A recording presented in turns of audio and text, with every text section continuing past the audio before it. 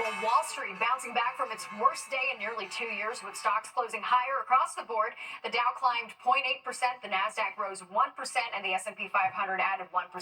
The rally came after Japan's market regained much of their losses. Strong profit reports from Uber and other companies also helped support the rebound. All right, tonight we're getting reaction to Nassau County's controversial bill that would criminalize wearing a mask in certain settings. The bill will not apply to people wearing face coverings for health or religious reasons, and while some say this is necessary due to attacks by people in masks against minority groups during protests, others have concerns.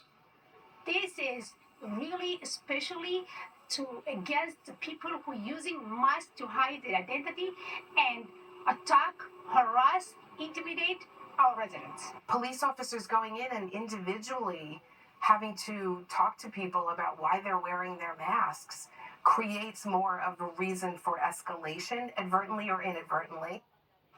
While legal challenges are expected, Nassau County Exec Bruce Blakeman supports the legislation and plans on signing it by the end of the month. Well, it's hard to believe that it's already back-to-school shopping season. That's right, but if you were thinking of crossing the Hudson for some tax-free shopping, get ready to be disappointed. But no, that's right. Well, it may be pouring out right now, but when the sun is shining over the concrete jungle that is New York City, one block stands out from the rest. Fox 5's Teresa Briolo takes us to the spot in Crown Heights that's earned the title Greenest Block in Brooklyn.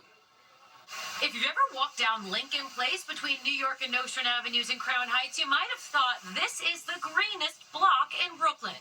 Turns out, you're right. I want to celebrate the 2024 Greenest Block in Brooklyn residential winner. Drum roll, I know it's a big mystery. Drum roll. Right here, Lincoln Place. For the third straight year, this section of Brooklyn has received the enviable crown of greenest. It's a contest put on by the Brooklyn Botanic Gardens, and it's celebrated by the entire borough. But nobody did it alone. You all did it together. You came together. You encouraged one another. Perhaps for some of the newer neighbors, you encouraged them to contribute to this greenest block in Brooklyn. The idea here is to take pride in where you live by sprucing it up.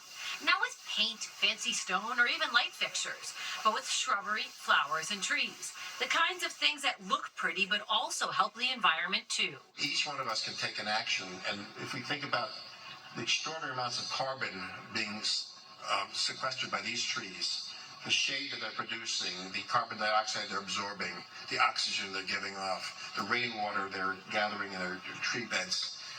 There are enormous ecosystem services being delivered by these trees, and the fact that they're so green and healthy is due to all the care the neighborhood has given. Lincoln Place is also a model for other blocks. They run a mentoring program to help Brooklynites spruce up their own stoops.